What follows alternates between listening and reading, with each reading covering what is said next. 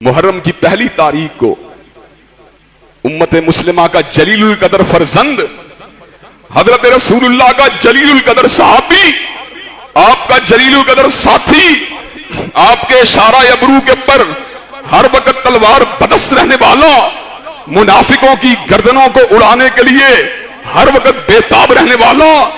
اللہ کے دین کے لیے مر مٹنے کا جذبہ رکھنے والا اور اللہ کے نبی کے اشارہ ابرو کے پر کٹ مر جانے کو اپنے لیے سعادت سمجھنے والا اور حضور کی خوشی کے لیے ہر آن ہر لمحہ بےتاب رہنے والا اور آخرت کی تیاری کے لیے ہر وقت سرگرم رہنے والا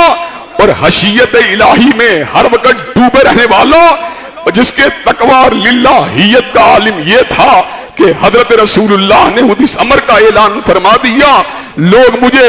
اپنی دینداری کے تناظر میں خواب میں دکھائے گئے، کسی کی قمیض یہاں تک تھی، کسی کی یہاں تک تھی، لیکن عمر کے تدین کا عالم یہ تھا کہ اس کی قمیض زمین کے پر گھسٹ رہی تھی، جس کی دینداری کا عالم یہ تھا کہ وہ سراپا دینداری میں ڈوبا ہوا تھا، اور جس کی رائے کے اوپر قرآن کی آیات محکمات اتر کرتی تھیں، جس کی غیرت دینی و ملی نے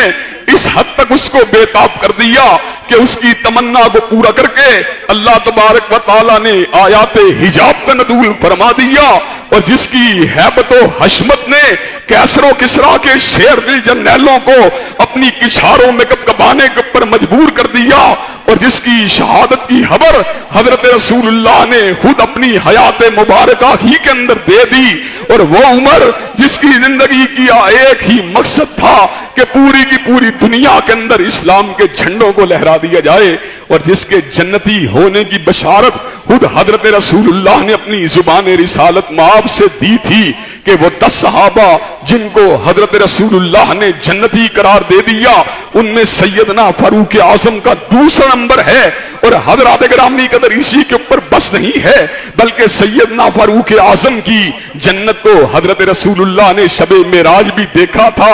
شب معراج حضرت رسول اللہ کو 2 صحابہ کرام رضوان اللہ علیہ مجمعین کے آثاروں کو دیکھنے کا موقع ملا۔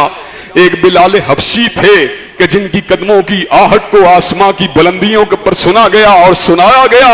کہا یہ کس کے قدموں کی آہٹ کی آواز ہے؟ کہا آپ کا خادم بلال ہے، چلتا زمین کے اوپر ہے، لیکن اللہ تبارک و تعالیٰ نے اس کے قدموں کی گونج کو آسمان کی بلندیوں کے اوپر پہنچا دیا ہے، اور حضرت امیر المومنین سیدنا فاروق اعظم کے محل کو بھی دکھلا دیا۔ حضرت رسول اللہ کو جنت کے اندر ایک انتہائی حسین و جمیل محل نظر آیا، اس حسین و جمیل محل کو دیکھ کر حضرت رسول اللہ نے پوچھا یہ کس کا محل ہے؟ کہا آپ کے یار عمر کا محل ہے۔ حضرت رسول اللہ قریب ہوئے، لیکن ایسے عالم میں کوئی حور یا خوبصورت عورت کی حرکت کو دیکھ کے حضرت رسول اللہ پیچھے ہٹ گئے۔ حضرت عمر فاروق رضی اللہ تعالیٰ عنہ کو بتلایا گیا، عمر تمہاری غیرت کی وجہ سے میں پیچھے ہٹ گیا۔ حضرت عمر رونے لگے، کہا حضور کیا میں آپ کے بارے میں بھی غیرت کر سکتا ہوں؟ حضرات گرامی قدر جس کی گورننس نے، جس کے نظم و نسق نے، جس کی رعایا کی خبر گیری نے، اور جس کی بے مثال حکومت نے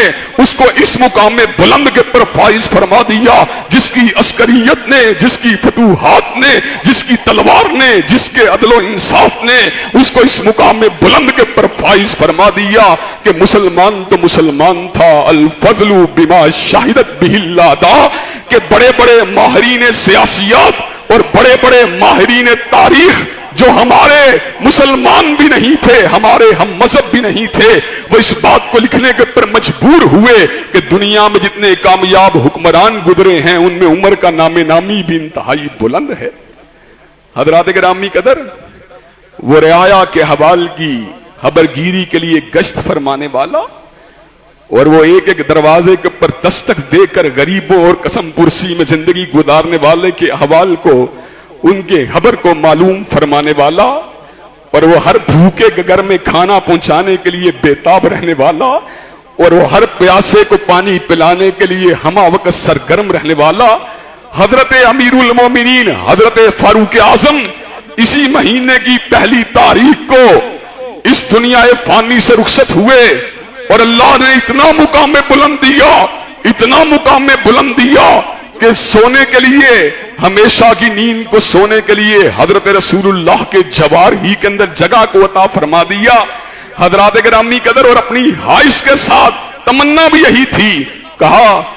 جس وقت میں فوت ہو جاؤں ایک مرتبہ پھر سیدنا سیدہ صدیقہ سے اجازت لینی ہے، اجازت دیں تو دفن کرنا ہے، اجازت نہ دیں تو مسلمانوں کے قبرستان میں دفن کر دینا ہے۔ حضرات گرامی قدر، میں یہاں پہ یہ بات کہنا چاہتا ہوں، زندگی کی رفاقت انسان کی مشیت کے ساتھ مشروط ہو سکتی ہے، زندگی کی صحبت انسان کی تمنا کے ساتھ مشروط ہو سکتی ہے، لیکن موت کے بعد جو اللہ تبارک و تعالیٰ نے سیدنا عمر فاروق کو جو مقام عطا کیا ہے، وہ اس امر کے اوپر دلالت کرتا ہے کہ اللہ تبارک و تعالیٰ کو عمر کی ادائیں اتنی پسند تھیں کہ اللہ نے اپنے نبی ہی کے ساتھ سلا دیا۔